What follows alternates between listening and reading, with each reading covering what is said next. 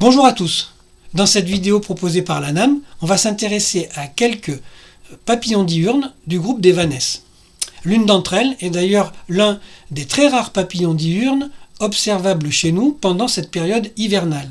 Il s'agit de la vanès vulcain, Vanessa atalanta, un papillon qu'on peut voir pratiquement toute l'année, et en particulier l'hiver, puisque les adultes hibernent et se manifestent dès que le temps est clément. C'est un papillon très commun et facile à identifier. Mais ce qui va nous intéresser, ce sont surtout deux de ses congénères qu'on va aller chercher hors d'Europe. La première, la voici, c'est la vanesse du volcan, Vanessa vulcania, photographiée ici chez elle, à Tenerife, aux îles Canaries. Sur cette image, on peut la détailler un peu, on voit qu'elle est bien apparentée à notre vulcain, on voit aussi qu'il est facile de la distinguer grâce à la structure de cette bande rouge qui est très différente. Et la dernière espèce, c'est la vanesse indienne, Vanessa indica. Alors si on compare Vulcania et Indica, on va surtout constater qu'elles sont quasiment identiques. Elles se ressemblent comme deux gouttes d'eau, il n'y a que quelques détails légers qui permettent de les distinguer. Pourtant, les spécialistes affirment qu'on a affaire à deux espèces distinctes, en se basant sur des données génétiques. La distance génétique entre ces deux papillons permet d'affirmer qu'il s'agit de deux espèces différentes. Et ce qui est particulièrement intéressant, c'est de regarder leur répartition géographique qui est figurée sur cette carte. Donc à l'ouest, on a la vanesse du volcan qui occupe les îles Canaries et l'île de Madère. C'est une endémique de ces îles de Macaronésie. Pour trouver la vanesse indienne, il va falloir faire des milliers de kilomètres. On va commencer à la rencontrer du côté de l'Inde. Ensuite, elle est répartie jusque vers le Pacifique, en passant par la Chine. C'est une espèce de l'Asie subtropicale et de l'Asie tempérée chaude. Donc la question qui se pose, c'est pourquoi deux espèces aussi apparentées, aussi ressemblantes, possèdent des répartitions géographiques aussi différentes et surtout aussi éloignées.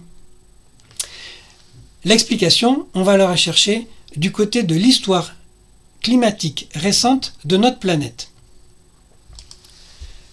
Sur cette photo, on voit le biotope, le milieu de vie préférentiel de la vanesse du volcan, ici à Madère. C'est dans ce type de forêt que le papillon trouve les plantes nourricières nécessaires à sa chenille.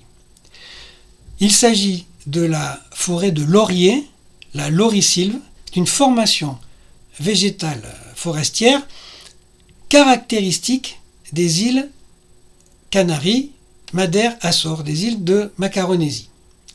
Or, les botanistes, les paléobotanistes, nous apprennent que cette forêt de laurier, cette laurisilve, dérive très probablement d'une forêt qui, il y a plus de 2,5 millions d'années, avait une répartition beaucoup plus vaste sur la planète. Si on reprend la carte précédente, les données botaniques indiquent que cette forêt, type laurisilve, était répandue dans tout le domaine méditerranéen, l'Afrique du Nord, et s'infiltrait en Asie jusque vers les contreforts de l'Himalaya. Or, si on regarde ce qui se passe actuellement, toutes les zones dont on vient de parler sont des zones sèches, arides, voire désertiques. Il y a donc eu un bouleversement climatique qui a fait disparaître la forêt, qui existait il y a plus de 2,5 millions d'années, au profit de zones arides. Ce bouleversement climatique, vous le connaissez, il est dû aux glaciations de la période quaternaire, ces alternances de périodes glaciaires et interglaciaires qui ont profondément modifié le climat et qui ont fait en sorte que toutes ces zones qui étaient avant forestières sont devenues arides avec disparition de la laurisilve. Alors, l'explication qu'on peut donner à l'existence de nos deux espèces, c'est la suivante. Il y a jusqu'à 2,5 millions d'années, existait une espèce ancestrale de vanesse qui occupait toute la zone recouverte par la forêt type laurisilve. Avec les bouleversements climatiques des glaciations, la forêt disparaît. Et donc, notre vanesse aussi. Sauf dans les zones où la forêt a pu persister, c'est-à-dire dans les îles Atlantiques, et puis un petit peu en Asie du côté de l'Himalaya. Alors, notre ancienne population de Vanesse ancestrale s'est trouvée scindée en deux populations très éloignées, sans contact. Elles ont évolué différemment et ça aboutit aujourd'hui à l'existence d'une espèce occidentale, la Vanesse du volcan, dans les îles de Macaronésie, et puis une espèce orientale, la Vanesse indienne, du côté de l'Inde. Alors cette explication, elle peut être confortée par différentes observations. Voici encore une photo prise aux îles Canaries, au pied du pic de Teide, le grand volcan. On a ici la forêt de pin des Canaries. Le pin des Canaries, c'est une espèce endémique des Canaries. Mais si on cherche l'espèce qui lui est la plus apparentée, la plus proche, devinez où on va la trouver, sur les contreforts de l'Himalaya. On a la même situation qu'avec nos deux vanesses. Et il y a d'autres exemples concernant par exemple certains arbres de la laurisilve.